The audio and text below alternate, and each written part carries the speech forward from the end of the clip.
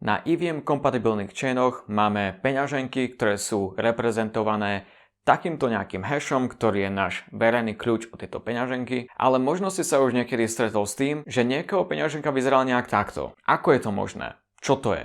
Ahoj, ja som Sebastian a dneska sa pozrieme na to, čo je to INS.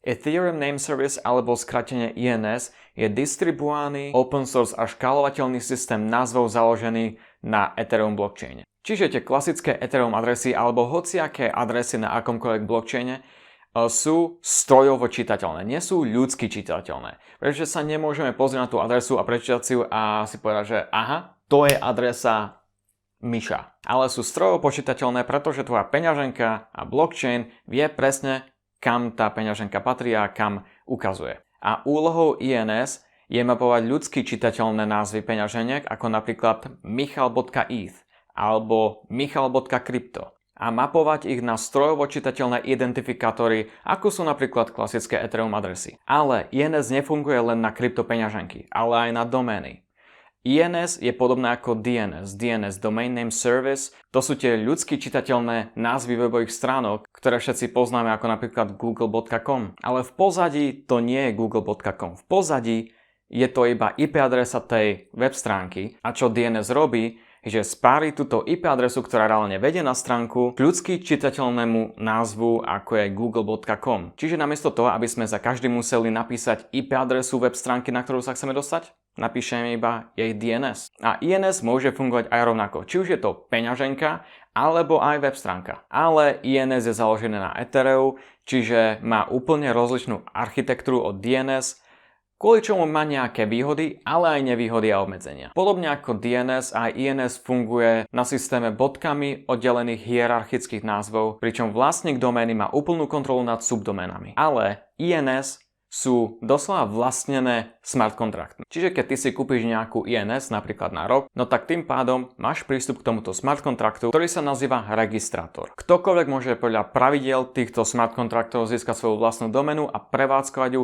či už ako peňaženku, doménu pre web stránku alebo oboje. INS tiež podporuje importovanie názvov DNS. Čiže ak už máš nejakú DNS doménu, tak si ju môžeš importovať do INS. INS register pozostáva z jedinej inteligentnej zmluvy.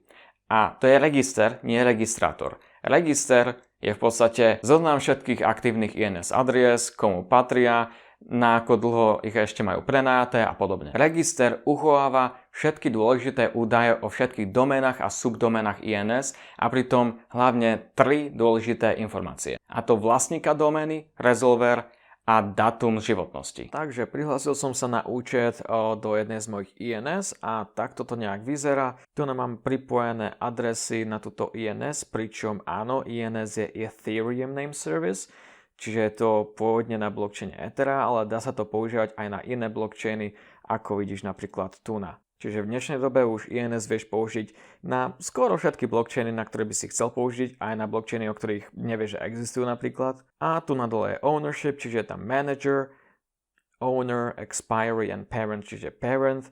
A je to ETH, pretože je to INS. INS existujú aj na Polygone, čiže kebyže si túto INS mintnem cez Polygon, no tak by som tam mal parent Polygon.